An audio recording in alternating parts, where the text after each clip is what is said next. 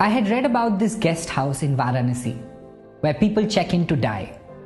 It's called Kashi Labh Mukti Bhavan. Rooted in the belief system of many Hindus is that if you take your last breath in Kashi, you attain what is popularly known as fruit of Kashi or Kashi Labh, which is moksha or salvation. Now the interesting fact is that you're only allowed 2 weeks to stay in and die. So you have to be really sure. If you're still hanging around after 2 weeks, you got to check out.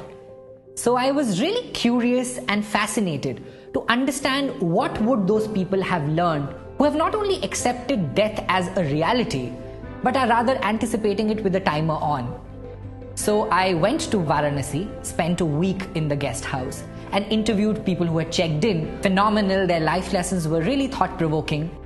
So in the same environment, I met Mr. Bhairavnath Shukla, who has been the manager of Mukti Bhavan for last 44 years. He has seen more than 12,000 deaths. So I asked him, what have you learned after seeing both life and death at such close quarters? He shared with me 12 life lessons, of which I wrote a blog post, and it's read and shared by millions of people across the world and became highly popular. But there's one life lesson in that series which is Mr. Shukla's favorite and resonated deep with me, and the life lesson is resolve all conflicts before you go. He told me a backstory to it. There was a Sanskrit scholar of the times by the name of Ram Sagar Mishra. Mishra was one of the eldest of the 6 brothers and was closest to the youngest.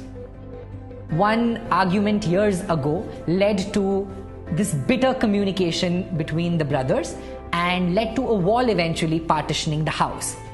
In his final years, Mishra checked into the guest house with his little pan case and told Shukla to reserve room number 3 for him because he was sure he's going to pass away on day 16th after his arrival.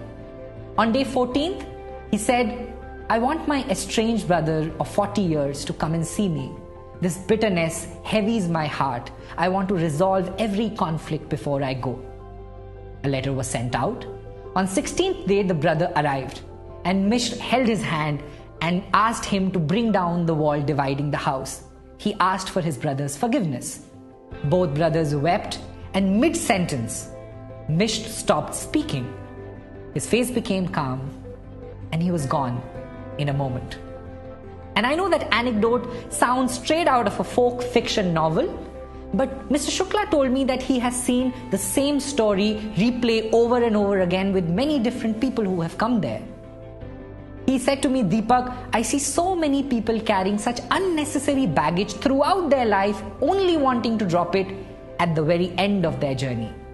The trick, he said, however, lies in not having any conflict, but resolving every conflict as soon as you have it.